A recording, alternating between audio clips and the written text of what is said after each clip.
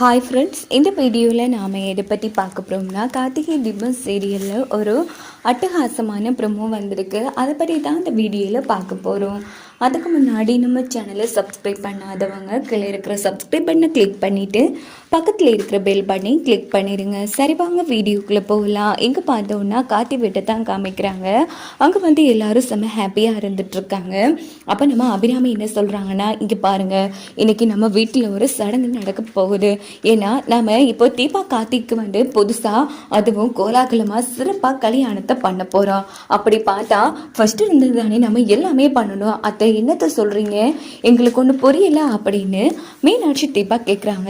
இப்போது ஃபஸ்ட்டு இருந்தது தானே நம்ம பொண்ணு பார்க்க வரணும். ஏன்னா முறைப்படி எல்லாத்தையும் நம்ம பண்ணணும். தீபாவை நம்ம பொண்ணு பார்க்கவே போக இல்லையா, அதனால் இன்றைக்கி நாங்கள் தீபாவை பொண்ணு பார்க்க போகிறோம் அப்படின்னதும் எல்லாருமே சிரிக்கிறாங்க. இது என்ன சம்மந்தி புதுசாக இருக்குது, இதெல்லாம் அவசியமா, என்ன சம்மந்தி பேசுகிறீங்க, நிச்சயம் பண்ணணும், தட்டு மாற்றணும், பொண்ணு பார்க்கணும், இவ்வளோ வேலையெல்லாம் இருக்குது. இப்போது புதுசாக 2 பேரும் பார்த்துக்க போகிறாங்க. அதனால் மீனாட்சி, ரம்யா எல்லாரும் என்ன பண்ணுறீங்கன்னா, நம்ம தீபாவை ரெடி பண்ணிட்டு வருவீங்களா, நாங்கள் இப்போ தானா வந்திருக்கோம், ஸோ நாங்கள் பொண்ணு பார்க்க வந்திருக்கோம் அப்படின்னதும் எல்லாருமே செம்ம ஹாப்பியாக வந்து அந்த மூமெண்ட்டை வந்து என்ஜாய் பண்ணுறாங்க. நடக்கிறதுலாம் பார்த்து செம்ம டென்ஷன் ஆகுது அப்படின்னு சொல்லி நம்ம ரம்யா ஒரு பக்கம் உச்சக்கட்ட கோபத்தில் இருக்காங்க. எங்கே பார்த்தோம்னா, நம்ம ஜானகி தர்மலிங்கம் மாப்பிள்ளை வீட்டுக்காரங்க வரப்போகிறாங்க, எல்லாத்தையும் எடுத்து வைங்க அப்படின்னு சொல்லி ஒவ்வொரு வேலையாக பார்த்துட்ருக்காங்க.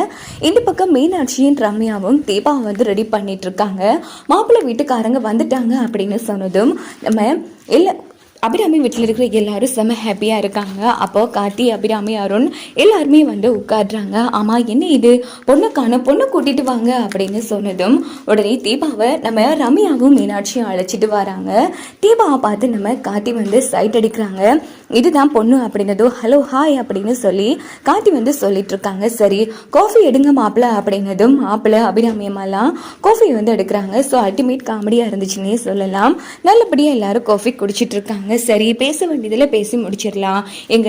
எங்களுக்கு பொண்ணு வந்து நல்லா பிடிச்சிருக்கு, அதனால கல்யாணம் மொத்த செலவும் நாங்கள் தான் ஏற்றுப்போம். எங்கள் பொண்ணுக்கு சீர்வரிசையாக நாங்கள் தான் நகையெல்லாம் போடுவோம். இதில் உங்களுக்கு சம்மதம் தானே சம்மதி அப்படின்னது சம்மதி, எல்லாமே உங்கள் இஷ்டம் தான் அப்படின்னு சொல்லி ஜானகி தர்மலிங்கமையாவும் சும்மா ஹாப்பியாக வந்து பேசிக்கிறாங்க. சரி, வேற எதுவும் பேச வேண்டி இருக்கா அப்படின்னு கேட்டதும் உடனே நம்ம தீபா வந்து நான் மாப்பிள்ளை கூட தனியாக பேசணும் அப்படின்னு சொல்கிறாங்க.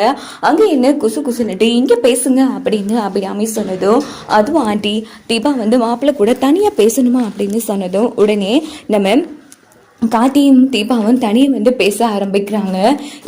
உங்களுக்கு என்ன பிடிச்சிருக்கா அப்படின்னு கேட்டதும், இது என்ன கேள்விங்க, எங்கள் அம்மாவுக்கு பிடிச்சிருக்கா, அவங்களுக்கு தெரியலைங்க. அப்போ என்ன வாங்க கேட்டுட்டா போச்சு அப்படின்னுட்டு, அம்மா உங்களுக்கு பொண்ணு பிடிச்சிருக்கா, ஆமாப்பா எனக்கு பொண்ணு ரொம்ப பிடிச்சிருக்கு அப்படின்னு அபிராமி சொன்னதும், அப்போ என்னம்மா எனக்கு ரொம்ப பிடிச்சிருக்கு அப்படின்னு கார்த்தி வந்து சொன்னதும் தீபா வந்து வைக்கப்படுறாங்க. அப்போ என்ன சம்மதி, நம்ம தட்டை மாற்றிட வேண்டியது தானே, நிச்சயத்தை பண்ணி முடிச்சிடலாம் அப்படின்னுட்டு அபிராமி எங்கால நம்ம ஜானகி தர்மலிங்கம் நல்லபடியாக வந்து தட்டை மாற்றி நிச்சயம் பண்ணி முடிச்சிடுறாங்க.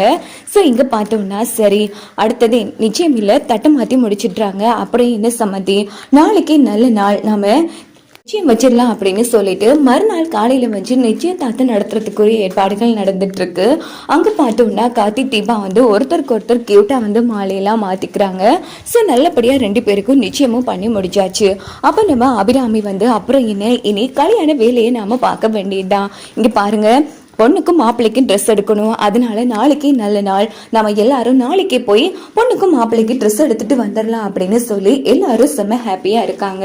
இங்கே பார்த்தோம்னா மறுநாள் காலையில் வந்து நம்ம அபிராமி வீட்டில் இருந்து எல்லாருமே கிளம்பி நேராக ட்ரெஸ் எடுக்கிறதுக்கு ஒரு கடைக்கு வந்திருக்காங்க. அங்கே வந்து பார்த்தோம்னா நம்ம கார்த்திகிட்ட வந்து தீபா ஒவ்வொரு புடவையாக வச்சு காமிக்கிறாங்க எப்படி இருக்குன்னு. கார்த்தி வந்து நல்லா சைட் அடிச்சுட்டு அது நல்லா இல்லை, இது நல்லா இருக்குங்கிற மாதிரி சொல்லிட்டு இருக்காங்க. இன்னொரு பக்கம் ரம்யாவும் வந்திருப்பாங்க. ஸோ கார்த்தி தீபா வந்து பண்ற ரொமான்ஸை வந்து இவங்களால தாங்கவே முடியல. அவங்க ஒரு பக்கம் செம்ம டென்ஷன் ஆகிறாங்க. இந்த ஆட்டோலாம் எத்தனை நாளைக்குன்னு பார்க்குறேன், நான் இருக்க வேண்டிய இடத்துல இந்த தீபா இருந்துட்டு இருக்காளே அப்படின்னு ரம்யா டென்ஷன் ஆகிட்டு உடனே அவங்க ஒரு புடவையை போட்டுட்டு, கார்த்தி இந்த புடவை எனக்கு எப்படி இருக்கு, நல்லா இருக்கா அப்படின்னு கேட்டதும், மேடம் உங்களுக்கு பிடிச்சிருந்தா எடுத்துக்கோங்க அப்படின்னதும், இங்கே பாரு, உனக்கு பிடிச்சிருந்தா நீ எடுத்துக்கோ, தீபாவோட புருஷன் தான் கார்த்தி, அதனால அவ கார்த்திகிட்ட கேட்கறதுல ஒரு நியாயம் இருக்கு, சம்மந்தமே இல்லாம எதுக்கு நீ கார்த்திகிட்ட போய் கேட்குற, ஹலோ நான் ஒன்று ஒன்றும் தப்பான எண்ணத்தில் கேட்க இல்லை. கார்த்தியோட டேஸ்ட் வந்து நல்லது, அதனால தான் எனக்கு நல்லா இருக்கான்னு கேட்டேன். மற்றபடி ஒன்றும் இல்லை, அதெல்லாம் ஒன்றும் தேவையில்லை. கார்த்தி தீபாவே பார்க்கட்டும், நீ தனியாக போய் எடு அப்படின்னு மீனாட்சி சத்தம் போட்டதும் ரம்யா வந்து செம்ம டென்ஷன் ஆகிறாங்க. மீனாட்சி, உனக்கு மைத்திலிக்கு ஒரு நாளைக்கு இருக்குடிங்கிற மாதிரி செம்மையாக அந்த இடத்துல காண்டாகிறாங்க.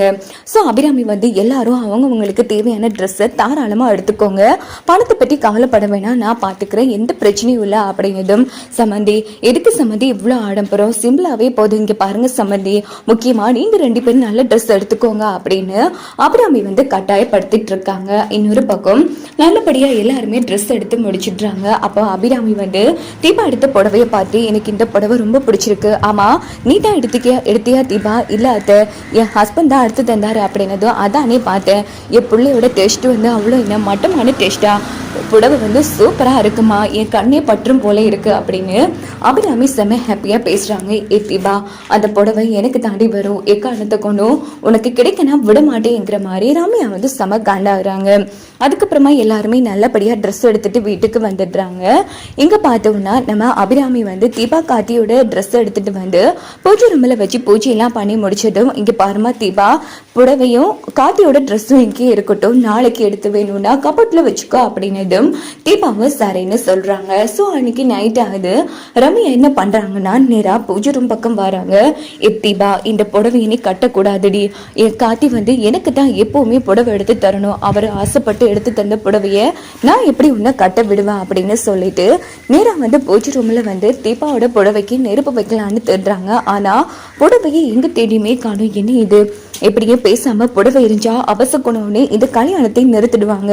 இப்ப என்னன்னா இந்த புடவையே காணுமே அப்படின்னு தேடிட்டு இருக்கும் போது கரெக்டா அந்த இடத்துக்கு நம்ம மைத்திலியும் மீனாட்சியும் வராங்க. என்ன ரம்யா, தீபாவோட புடவையில வந்து ஏதாச்சும் டேமேஜ் ஏற்படுத்தினா ஐயோ இது அவசகுணம் அப்படின்னு அத்தை வந்து பயப்பட்டு கல்யாணத்தை தள்ளி போடுவாங்க. இதான் நீ உன்னோட திட்டம் அப்படிங்கிறது. ஹலோ, உங்க 2 பேரையும் நான் பார்த்துட்டு தான் பாரு, எங்க இன்னும் இப்படி தப்பாவே புரிஞ்சிட்டு இருக்கீங்க, அதெல்லாம் ஒண்ணும் கிடையாது, நான் சும்மா சாமி கும்பிடலான்னு வந்தேன். யாரு நீ எல்லாம் சாமி கும்பிடுறதே பெரிய விஷயம், இதுல பூஜை ரூமுக்குள்ள எல்லாம் வந்திருக்க, நீ சாமி கும்பிடுறதுக்கு நடுராத்திரி எல்லாம் வருவியா, அவ்வளவு பெரிய பக்தியா என்ன அப்படின்னு மீனாட்சி மைத்திலி வந்து கலாய்க்கிறாங்க. இப்போ உங்களுக்கு என்ன வேணும், தீபாவோட ட்ரெஸ் நான் சரியா பார்க்க இல்லை, எல்லாரும் பார்த்து இருந்தாங்களா, ஸோ ஏன் அவங்க கிட்ட இருந்து பிடுங்கி எடுப்பான்னு விட்டுட்டேன், அதான் இப்போ பார்க்கலான்னு வந்தேன். இங்க பாரு, உனக்கு ட்ரெஸ்ஸை பார்க்கணும்னு ஆசையா இருந்தா தீபா கல்யாணத்துல அன்னைக்கு கார்த்திக் பக்கத்துல கட்டிட்டு இருப்பாள், அப்போ பார்த்துக்கோ, இப்போ படுத்து தூங்கு, இது ஒன்றும் உன்னோட பூஜை ரூம் கிடையாது, உன் இஷ்டமான டைமுக்கு வந்து போறதுக்கு கிளம்பு அப்படின்னு சொல்லி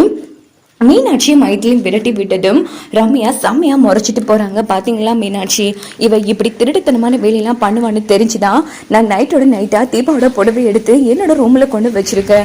ஆமா மைத்திலி, நீங்க பண்ணது சரிதான், இல்லைன்னா இந்த கள்ளி தேவையில்லாத வேலையெல்லாம் பார்த்துப்பா, எனக்கு என்னமோ இவ மேல சந்தேகமா இருக்கு, நாம 2 பேரும் இவ மேல ஒரு கண்ணாவே இருக்கணும், முக்கியமா இவளோட கள்ளத்தனத்துல இந்த வீட்டுல இருக்கிறவங்க கிட்ட நாம வெளிச்சம் போட்டு காட்டணும், முக்கியமா அந்த தீபாவுக்கு நாம காட்டணுங்கிற மாதிரி இவங்க 2 பேரும் யோசிக்கிறாங்க. இன்னொரு பக்கம் வந்து நம்ம அபிராமி வந்து அவங்க வீட்டில் வந்து பரம்பரையா போட்டு வந்த நகை எல்லாமே இருக்கும். ஸோ எல்லாரையுமே கூப்பிடுறாங்க. இங்கே பாருங்க, என் கடைசி பையனோட கல்யாணம், அதுவும் தன்னோட வாழ்க்கையை தியாகம் பண்ணி என்னோட உயிரை காப்பாற்றின தீபாவோட கல்யாணம், இதை நான் சாதாரணமாக நடத்தக்கூடாது, அதனால பரம்பரையா எங்ககிட்ட இருந்து வந்த நகை இது, இந்த அத்தனை நகையுமே என் மருமக தீபா கிட்ட நான் கொடுக்க போறேன் அப்படின்னதும் நம்ம ரம்யாலிருந்து ஐஸ்வர்யா எல்லாரும் செம அதிர்ச்சி ஆறாங்க. அட பாவிங்களா, இப்படி என்ன தெரிஞ்சுக்க என் தாலியை நான் கழட்டி வச்சிருப்பேங்கிற மாதிரி ஐஸ்வர்யா வந்து யோசிக்கிறாங்க. ஐயோ அத்தை, எனக்கு அதெல்லாம் வேணாம் அத்தை, இவ்வளவு நகை எனக்கு எதுக்கு, எனக்கு சிம்பிளா ஒரு செயினே போதும் அப்படின்னதும், இங்க பாரு, நீ இப்படிலாம் சொல்லுவேன்னு எனக்கு நல்லாவே தெரியும், இந்த அத்தையை மதிக்கிறது உண்மையா இருந்தா இந்த அத்தை ஆசைப்படுற மாதிரி இந்த கல்யாணம் நடக்கணுங்கிறது நிஜமா இருந்தா நீ இந்த நகையெல்லாம் போட்டுக்கணும், மறக்கக்கூடாது அப்படின்னதும் உடனே நம்ம கார்த்தி வந்து தீபா அதான் அம்மா சொல்றாங்கல்ல எடுத்துக்கோங்க அப்படின்னதும் நம்ம தீபா வந்து எடுத்துக்கிறாங்க. இது என்ன இவ்வளோ நகை, பரம்பரை நகையெல்லாம் இந்த பிச்சைக்கார தீபாவுக்கு போகுது, இதை நம்ம இந்த தீபாவுக்கு கிடைக்க விடவே கூடாது, அசால்ட்டா தாலியை தொலைச்ச மாதிரி இந்த நகையை தொலைச்சுங்கிற பேரையும் உனக்கு ஏற்படுத்தி அபிராமி மனசுல உன்னை பத்தி ஒரு கெட்ட எண்ணத்தை உருவாக்குறேன்டிங்கிற மாதிரி ரொம்ப மோசமா ரம்யா திட்டம் போடுவாங்க. வாங்க வெயிட் பண்ணி பார்க்கலாம். என்னன்னா